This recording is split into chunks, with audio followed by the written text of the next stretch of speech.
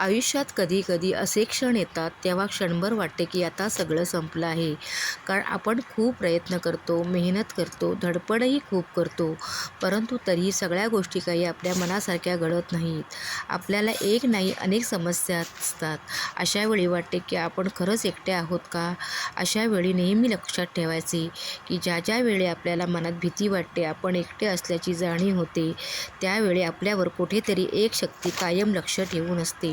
हे नेहमी लक्षात ठेवायचे.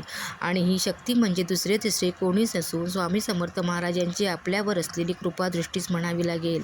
स्वामी महाराज नेहमी म्हणतात, भिवू नकोस, मी तुझ्या पाठीशी आहे. हे फक्त त्यांचे वाक्य नाही आहे, तर तो महाराजांनी आपल्याला दिलेला विश्वास आहे. आणि आणि ह्या विश्वासाला धरूनच आपण पुढे जायचे आहे. कारण आपण जेव्हा पूर्णपणे तुटून जातो, तेव्हा स्वामी त्याला उभं करण्याची ताकद देत असतात. कधी-कधी आपल्याला वाटते की माझ्याच वाट्याला एवढं दुःख का? मी सगळ्यांसाठी एवढं करतो, परंतु मलाच हे दुःख का? तेव्हा स्वामी महाराज नेहमी म्हणत असतात, तुला मिळाले दुःख हे म्हणजे शिक्षा.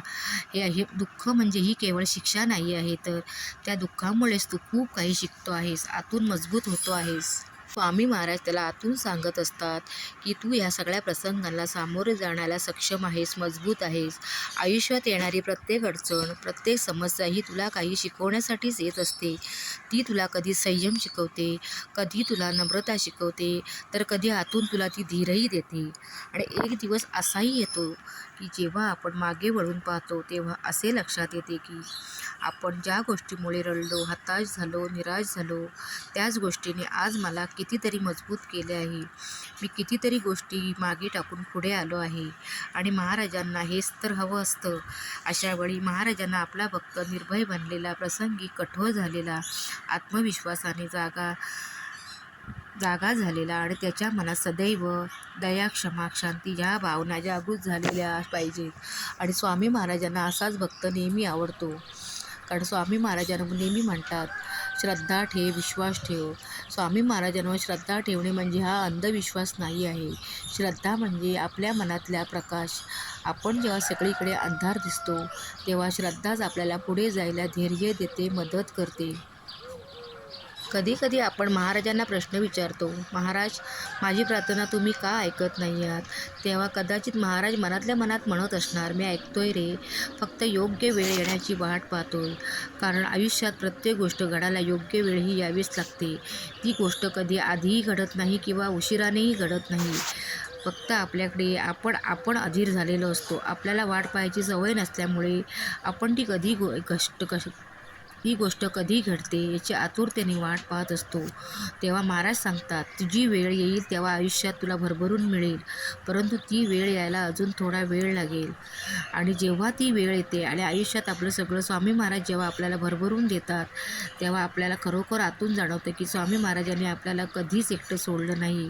ते पावलोपावली आपल्याला सोबत होते, सावलीसारखे ते आपल्याला सोबत करत होते. हे आपल्याला जी आपल्या गोष्ट मिळाल्यानंतर जाणवते. जर कधी तुम्हाला आयुष्यात खूप दुःख आहे असं वाटत असेल, आपण एकटे आहोत, एकाकी आहोत असे वाटत असेल, तर डोळे बंद करून स्वामी महाराजांचे नामस्मरण करा. मनातल्या मनात त्यांना सांगा. बाकी कोणाच्याही पुढ्यात आपल्या दुःखाचा बाजार मांडू नका किंवा आपलं कारण सांगत बसू नका. मान्य आहे, कदाचित समस्या एका वेळेला सुटणार नाहीत, परंतु आपल्या मनाला आतून शांतता मिळते. आणि ही आपल्या मनाला मिळालेली शांतताच स्वामी महाराजांचा सर्वात मोठा चमत्कार म्हणावा लागेल. कारण सर्वांकडे आजकाल सर्व काही गोष्टी आहेत, परंतु जर त्यांचे मन शांत नसेल, बेचैन असेल, तर त्या असलेल्या आजूबाजूच्या वस्तूंचा उपभोग तरी कसा घेणार?